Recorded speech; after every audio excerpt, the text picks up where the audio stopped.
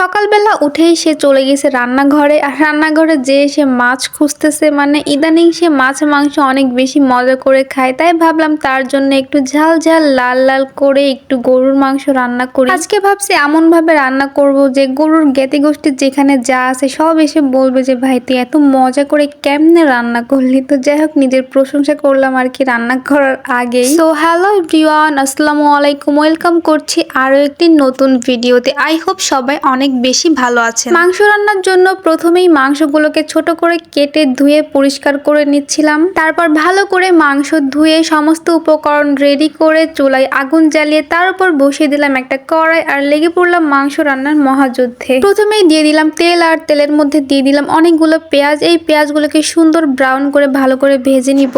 আমার আম্মু বলে পেঁয়াজের কালার যত লালচে হয় ততই নাকি মাংসের স্বাদ বাড়ে, কিন্তু আমার আবার অত ভাজার ধৈর্য নাই। তারপর দিয়ে দিলাম সমস্ত রকমের বাটা মশলা। এটার মধ্যে সবকিছুই আছে, যেমন আদা রসুন বাটা, মরিচ, শুকনা মরিচ, কাঁচা মরিচ আর গরম মশলা। তারপর দিয়ে দিলাম সব পরিমাণ মতো হলুদ, সামান্য একটু লবণ। এবার এই মশলাগুলোকে ভালো করে নেড়ে চেড়ে মাখিয়ে একটু কষিয়ে নিব। তারপর কষানোর পর এই যে এমন একটা কালার হয়েছে, তারপরও আমার আম্মু বারবার বলে যে ভালো করে কষাও, মাংস রান্নার জন্য মশলা কিন্তু ভালো করে কষাইতে হয়। তারপর আমি আবার বলি এমন ভাবে কষাবো যে গরুর আত্মাও মাংসের গন্ধে একদম দৌড়ে চলে আসবে বাসার সামনে। মানে এইসব বলে আমি মজা করতেছিলাম আর কি। তারপর মশলাগুলো ভালো করে কষানো হয়ে গেলে এবার মাংসগুলো ঢেলে দিলাম। এবার মশলার সাথে মাংসের মিল করা দিতে হবে, মানে মাংসগুলোকে মশলার সাথে ভালোভাবে নেড়ে চেড়ে মাখিয়ে নিব। মাখানো হয়ে গেলে এবার মাংসগুলোকে আস্তে আস্তে কষিয়ে নিব যাতে মশলাগুলো মাংসের সাথে মিশে যায়। মাংসগুলো একটু কষানোর পর এটাকে ট্রান্সফার করে প্রেসার কুকারের মধ্যে দিয়েছিলাম। যেহেতু আজকের মাংসটা প্রেসার কুকারের মধ্যে রান্না করব,